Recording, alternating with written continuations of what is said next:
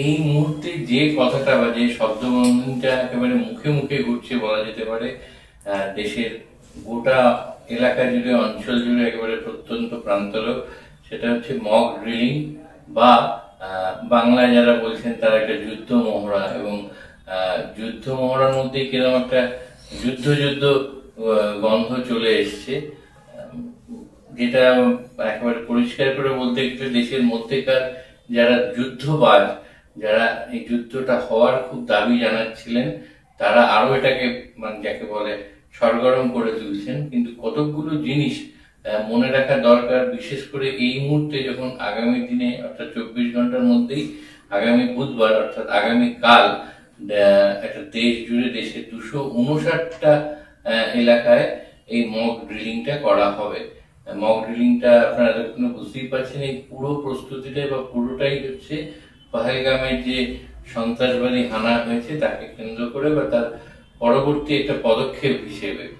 এখন মনে রাখতে হবে যে পহেলগামের এই ঘটনাটা হয়েছে অত্যন্ত দুর্ভাগ্যজনক, একেবারেই যেটা অ্যাভয়েড করা উচিত সেই রকমের একটা ঘটনা, অত্যন্ত অপ্রীতিকর ঘটনা।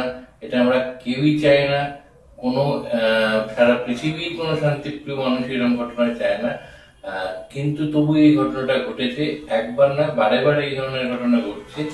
তাকে কিভাবে আটকানো যায়, সন্ত্রাসবাদী হানাকে কিভাবে রোকা যায় তা নিয়ে নিশ্চয়ই একটা দীর্ঘমেয়াদী পরিকল্পনা থাকা দরকার।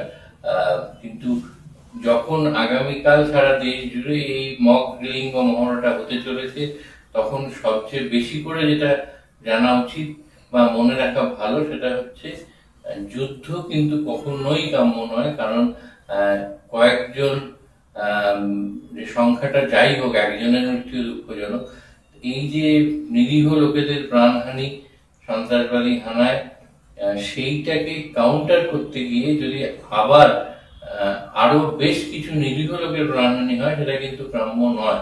কাজেই সন্ত্রাসবাদীটাকে হানাকে যেটা কাউন্টার করার রাস্তা, সেটা সবচেয়ে ভালো যদি একবারে টার্গেটেড অ্যাটাক যাকে বলে, যে একেবারে বেছে বেছে চিহ্নিতকরণ করে যদি সন্ত্রাসবাদের ধ্বংস করা যায়। কিন্তু এই মুহূর্তে যেটা হতে চলেছে সেটা হচ্ছে একটা মক ড্রিলিং। মক ড্রিলিংটা একটু জেনে নিতে হবে যে কেন হয়, কি জন্য হয়, কিভাবে এটা শুরু। মক ড্রিলিংটা কিন্তু বেসিক্যালি যে যারা সাধারণ নাগরিক অর্থাৎ তাদের জন্য, এটার সঙ্গে সেইভাবে যেটাকে বলে সিভিল ডিফেন্স, একভাবে দেখতে গেলে সামরিক বাহিনীর বা সামরিক যোগাযোগের সঙ্গে অতটা নয় যতটা হচ্ছে লোকাল অথরিটিস, ডিস্ট্রিক্ট ম্যাজিস্ট্রেট, এদের অধীনে নাগরিক এবং সাধারণ নাগরিক যারা, তাদেরকে যে কোনো একটা পরিস্থিতির জন্য তৈরি রাখার জন্য, একটা ইমার্জেন্সি পরিস্থিতিতে তৈরি রাখার জন্য মক ড্রিলিংটা করা হয়। সেই পরিস্থিতিতে তাদের এটা যে নট নেসেসারিলি শুধু একটা যুদ্ধ পূর্ববর্তী সময় করতে হয়, এটা কোনো প্রাকৃতিক দুর্যোগ আসছে সেরকম খবর থাকলেও মক ড্রিলিং করা যেতে পারে। হাইজ্যাকিং এর ঘটনা বেড়ে গেলে হয়, এই ধরনের যে কোনো একটা ইমার্জেন্সি ক্রাইসিস, সেই ক্রাইসিসের জন্য তৈরি থাকার জন্য মক ড্রিলিংটা করা হয়। এটা একটা যেরকম শব্দটাই বলে যায়, একটা নকল মহড়া। কিন্তু আজ সকাল থেকে যেটা দেখবেন, আপনাদেরও নিশ্চয়ই অনেকেরই আসছে ফোন করে, তার যেটা ব্যবসায়িক ট্যুর বা বিজনেস ট্যুর ক্যান্সেল করে দিচ্ছে, কেউ ফ্লাইটে যেতে রাজি হচ্ছে না, বাইরে গেলে কখন কি পরিস্থিতি সৃষ্টি হবে। মক ড্রিলিং এর জন্য হয়তো ইভ্যাকুয়েশনের মহড়া দেওয়া হবে, ব্ল্যাক আউটের মহড়া দেওয়া হবে, কিন্তু সেইগুলোকে লোকে কিন্তু বেশ একটা ভীত সন্ত্রস্ত অবস্থায় দেখছেন। কিন্তু সবার আগে যেটা একটা হোলিস্টিক একটা ভিউ নিয়ে দেখতে হবে যে এই যে বারে বারে ঘটনা ঘটেছে, আমি কতগুলো একেবারে উদাহরণ দিয়ে বলতে চাইছি। আমার মনে হয় এই সময় কিছু তথ্য আমাদের মাথায় রাখা উচিত। যখন উড়িতে সন্ত্রাসবাদী হানা হয়েছিল তখন কিন্তু কেন্দ্রে কারা সরকার ছিল, কার্গিলে যখন অ্যাটাক হয়েছিল তখন কারা সরকারে ছিল, পুলওয়ামাতে যখন অ্যাটাক হয়েছিল তখন কারা সরকারে ছিল, অমরনাথে যখন সন্ত্রাসবাদী হানা হয়েছিল তখন কারা কেন্দ্রে সরকারে ছিল, পাঠানকোটে যখন হানা হয়েছিল তখন কারা সরকারে ছিল, পার্লামেন্ট যখন অ্যাটাক হয়েছিল তখন কারা সরকারে ছিল, অক্ষরধামে যে অপ্রীতিকর ঘটনা, সন্ত্রাসবাদী হানার ঘটনা, তখন কারা কেন্দ্রে ছিল, যখন কান্দাহারে এয়ার হাইজ্যাক হয়েছিল তখন কারা কেন্দ্রের সরকারে ছিল, যখন পহেলগামে হলো বা তার আগে কাশ্মীরে হিন্দুদের একটা ওপর ইয়েরও ঘটনা ঘটেছিল। এই সমস্ত পহেলগাম অ্যাটাকটা একবারে সর্বশেষ। অর্থাৎ আমরা দেখছি এই সময়টা রাজনীতি করার সময় নয়, কিন্তু যদি আমাদের সমস্যার মূলে যেতে হয় তাহলে কিন্তু এইগুলোকে ইগনোর করা বা বাইপাস করার কোনো জায়গা নেই। এগুলোকেও কিন্তু যখন অ্যানালিসিস হয় একটা ঘটনা, তখন মনে রাখতে হবে কোন পরিস্থিতিতে হচ্ছে, কোন প্রেক্ষাপটে হচ্ছে। এটা কি শুধু কাকতালীয় যে যতবার এই ধরনের ঘটনা ঘটছে তখন একটা বিশেষ দলে, শাসক দলে থাকছে, সরকারে থাকছে, এই সবগুলোকেও কিন্তু মাথায় রাখতে হবে। তারপর আবার আমরা ফিরে আসবো কালকে যেটা মক ড্রিলিং হতে চলেছে তার কথা। এই যে 259টা জায়গায় দেশের এই মক ড্রিলিংটা হবে, তার মধ্যে পশ্চিমবঙ্গ রয়েছে। পশ্চিমবঙ্গের প্রায় 21টা জেলায় নানানগুলো এলাকা চিহ্নিত করা হয়েছে যেখানে এই মক ড্রিলিং গুলো হবে।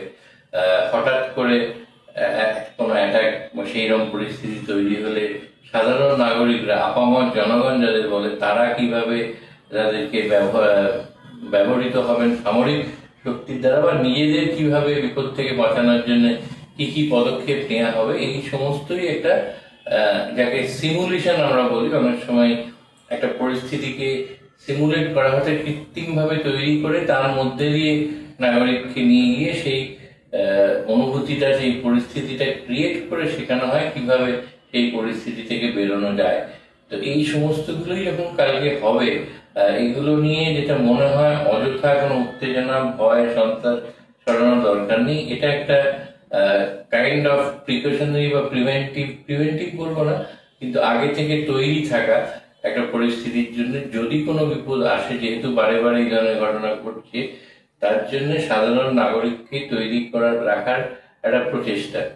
এখন বলতে পারেন অ্যাটাক গুলো হচ্ছে কাশ্মীরে, তার জন্য সারা দেশকে এইভাবে একটা আপনি বিব্রত করাই বলুন বা একটা ভয়ের পরিবেশ সৃষ্টি বলুন, তার কতটা দরকার ছিল, নাকি শুধু একেবারে স্পেসিফিক্যালি যে কথা আমি শুরুতে বলেছিলাম একটা চিহ্নিতকরণ করে এই ধরনের করা হচ্ছে যাতে সাধারণ মানুষ, কারণ আমরা একটা দীর্ঘ সময় যেটা কোভিড এর পরিস্থিতির মধ্যে দিয়ে গেছি, তখন দেখেছি যে কিভাবে ক্ষতি হয় লোকজন কাজকর্ম বন্ধ করে ঘরে বসে থাকলে, এবং তার যে একটা লং টার্ম সুদূর প্রসারী, সুদূর মেয়াদী প্রভাব পড়ে জনজীবনের উপর, অর্থনীতির উপর, সেগুলো কিন্তু একটা ভয়ানক পরিস্থিতির দিকে নিয়ে যায়। মনে রাখতে হবে কোভিড এর ওপর হয়তো কারোর হাত ছিল না, ওটা একটা ন্যাচারাল ফেনোমেনা এসেছিল। যদি ধরে নেওয়া হয় কোভিডটা তাই ছিল, এখনো তার কারণ, সঠিক কারণ অজানা।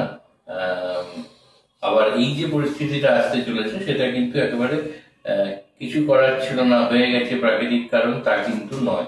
সেটা তার পেছনে একটা মনুষ্য সৃষ্ট বা একটা হিউম্যান ক্রিয়েটেড পরিস্থিতি, সেই পরিস্থিতি আসতে চলেছে। কিন্তু এটা সেইভাবে দেখতে গেলে কিন্তু ওই কাঁসর ঘন্টা বাজিয়ে, আলো বন্ধ রেখে বা শাঁখ বাজিয়ে কোনোভাবেই ট্যাকেল করা সম্ভব না। তার জন্য যা করার তা তো করতেই হবে সরকারকে, কিন্তু মনে রাখতে হবে এতদিন ধরে বারে বারে যে ঘটনাগুলো ঘটছে সেগুলো এমন তো নয় যে আমাদের যে নিজস্ব কিছু গাফিলতি, নিজস্ব কিছু ভুল, নিজস্ব কিছু ভুল সিদ্ধান্ত, বা আমরা যেটা পারিনি সেইটাকে কোনোভাবে ঢাকা দিতে সাধারণ মানুষের উপর যেন কোনো বাড়তি অর্থনৈতিক সামাজিক চাপ না এসে পড়ে। কারণ ultimately by the end of the day মানুষের সব মানুষকেই থাকতে হবে, তবেই সাধারণ মানুষকে নিয়েই সবকিছু। তাই তাদের উপর বাড়তি চাপ দিলাম, আজ হোক কাল হোক, এই যে একটা পরিস্থিতি, একটা গরম পরিস্থিতি, যেটা হয়তো ঠান্ডা হবে, কিন্তু ততদিনে যেন অনেক বেশি দেরি হয়ে যায় না, যেটাকে কভার আপ করতে অনেক বেশি সময় লাগে। মহড়া হোক, আমরা প্রস্তুত থাকি সব রকমের জন্য, বা কি করতে হবে এটা ইনফ্যাক্ট আমি তো বলবো যে তৈরি এমনি অবস্থাতেই লোককে তৈরি রাখা উচিত, বা একটা ট্রেনিং এর ব্যবস্থা উচিত, যাতে কোনোভাবে যদি এই ধরনের একটা পরিস্থিতি উদ্ভূত হয় তার জন্য সবাই তৈরি থাকতে পারে। হঠাৎ করে একটা করতে গেলে মনে রাখতে 1971 সালের পরে কিন্তু প্রথম এই ধরনের মক ড্রিলিং হয়েছে। মধ্যে একটু বিক্ষিপ্ত বা বিচ্ছিন্ন ভাবে হয়েছিল এয়ার হাইজ্যাকিং এর পরে, যে কিভাবে হঠাৎ করে যদি বিমান ছিনতাই হয় তাহলে বিমানের মধ্যে যারা থাকবে তারা কি ব্যবস্থা নেবেন, কি করবেন। তো এইগুলো আমার মনে হয় যদি স্বাভাবিক পরিস্থিতিতেই ট্রেনিংটা চলতে থাকে একটা খুব নর্মাল এর মধ্যে, তাহলে লোকে হয়তো অতটা ভীত সন্ত্রস্ত হন না। কিন্তু হঠাৎ করে একটা পহেলগামের মতো ঘটনার পরে এগুলো এলে এবং যখন চতুর্দিকে একটা যেন আহ, তার মধ্যে সংবাদ মাধ্যমের একটা অংশ আছেন আর অন্য কিছু অংশ আছেন যারা একটা সে রণডঙ্কা বাজানোর মতো বাজিয়ে দিয়েছেন, সেই পরিস্থিতিতে মক ড্রিলিং হলে সাধারণ মানুষের মধ্যে কিন্তু একটা বেশ ভয় এবং ভীত সন্ত্রস্ত হওয়ার সুযোগ থেকে যায়।